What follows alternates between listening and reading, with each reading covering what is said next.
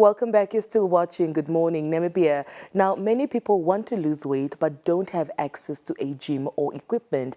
In this interview, we are speaking to fitness instructor Ilona Shivute, who will both explain and demonstrate simple exercises you can do at home to support weight loss, improve fitness, and also build healthy routines.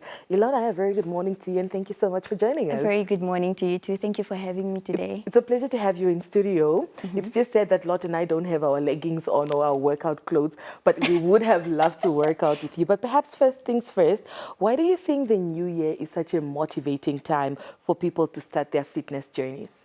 Okay, so I mean it's self-explanatory. New year it represents a fresh start. Yeah. You know, new beginnings, and during the new year we often reflect back to the previous year, and then we think of what we can do better and how we can work on ourselves and how we can, you know, begin new journeys. So fresh start, fresh beginnings, new routines. This is motivation enough to drive somebody to start a fitness journey. I mean, you know, gyms are always full like January, February, but come March, April, May, empty, December, empty. Consistency. Know.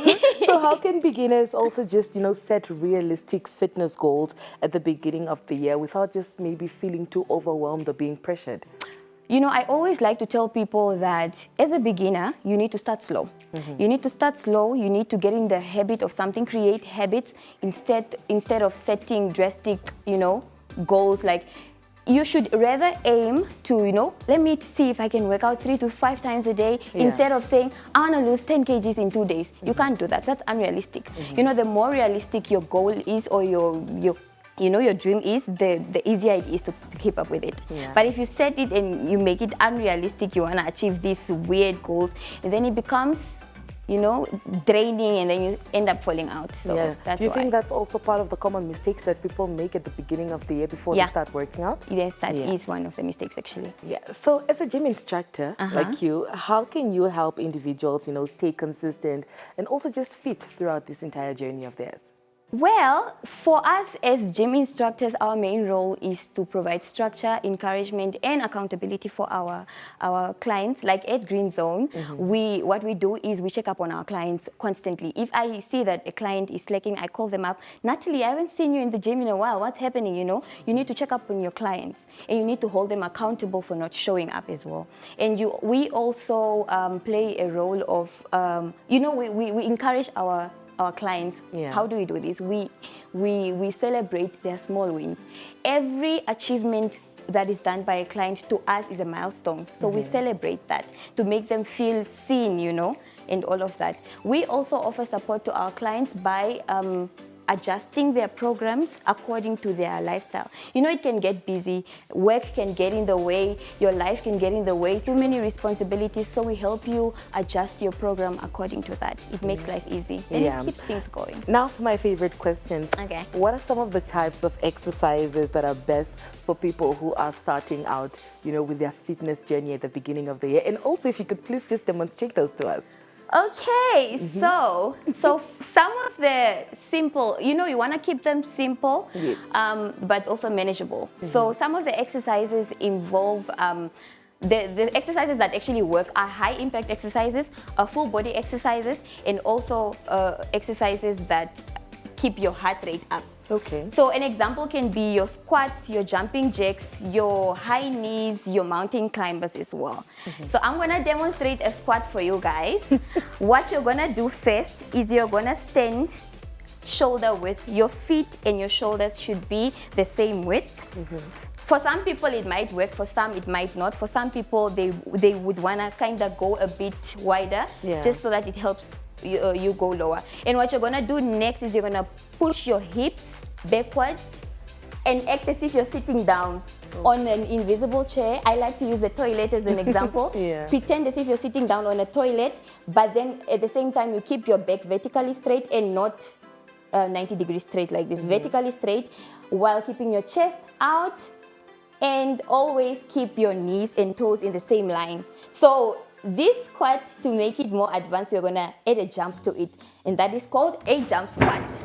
Okay. Jump squat. Okay, that is an advanced level. And then for the next exercise, it's gonna be a jumping jack. You start with your feet together and your arms close to each other, and you're gonna jump out with your feet and bring your hands into an overhead position, which is this.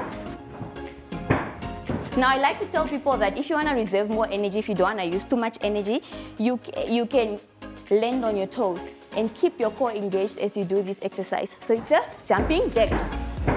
And then the next exercise will be a mountain climber. Yeah. For your mountain climber, you want to come into a high plank position. This is a high plank position. Okay. This is a low plank position. Yeah. So you want to come into a high plank position, and what you're going to do is you drive your knee towards your chest. Like that. Yeah. That is your mountain climber. And as you do that, you make sure you keep your core engaged as well. So, yes, and then for the final one, we have high knees. So high knees, you want to stand in the same position as a squat, and then you drive your knees up to your chest. Just like that, but with a jump. Okay. Yes. And mind you, these were things that we used to do during PE, you know, back in school, but it's just more advanced now. Yes. But for those of our viewers who are watching right now and want to get into this, what advice would you actually give them, or just to maintain, you know, that healthy and active lifestyle? So I like to tell our clients, we like to tell our clients that you need to keep it simple so that it's manageable throughout. Yeah. And you need to understand that fitness is a lifestyle actually. It becomes a part of you. You need to treat it like one of those things that you can't stay without doing. Like bathing, for example. You can't go days without bathing, right? Yeah. So if you start thinking of it like that, like I can't go without fitness, then it starts becoming part of you. Also, you don't need to be too hard on yourself. You cannot show up 100% every day. You can't do 1,000, 10,000 steps every day. You can't do, but if you show up even just for 10 minutes and take a 10-minute walk, that is more than enough. Okay. You've done something. Yeah. Yes. So the gym is not everything, but how can beginners safely start exercising at home without injuries? What are some of the safe exercises that they can do? That is actually a very important question. The safest way to do your workouts at home is to start with a warm-up. Always warm up before your exercises. I'm going to demonstrate a few warm-ups. They're not too extreme. The first one is if you want to do your arm exercises, you can just start with your arm circles, anti-clockwise, and then you switch to clockwise. And then you can raise, you remember those primary warm-up sessions? Yes, it's the same. Right. And then if you're working out on your legs, you can do something like a side stretch. Okay. You know? And then you switch it up. Switch it up. Switch it up, just like that. Just you can basically warm up anyhow. You warm up with a stretch or you warm up with like a light exercise. That's one thing. Another thing I like to tell people is you should always focus on your form and make sure it's right before you can do 10,000 reps and sets of something, you know, because you might be doing it wrong, which can lead to injuries. So I'm going to go through the first exercises that we did, but modified versions, something a beginner can do. All right. So for the squat, instead of jumping, you just do your normal squat. Yeah. That's it. And if you can't go too deep, a half squat is also fine. Okay. Until you are able to go deep. And then you're squeezing your glutes? And then you're squeezing your glutes, but not that exaggerated squeeze. No, you don't do that. That doesn't actually do anything. I hate to break it to you guys, but that doesn't do anything. And then for the jumping jacks, instead of the jump, you just step out. Okay. Just like that. Just like that. Easy. And then for your mountain climbers, instead of running, you just step. Okay. Step. Step. As well as for the high knees, instead of jumping, you just step. Step. Step. It's that easy. Yeah. So basically the trick is to make sure your form is right. You should always stretch and do your warm-ups, and everything should be fine. So basically those are full body workouts? Those are full body workouts because they work on different muscle groups at the same time, and also they increase your heart rate. Amazing. So Ilona, what is your final words to our viewers this morning? For those of us who didn't work out yet, Lot and I. Okay, my final words are, everybody's journey is different. It looks different.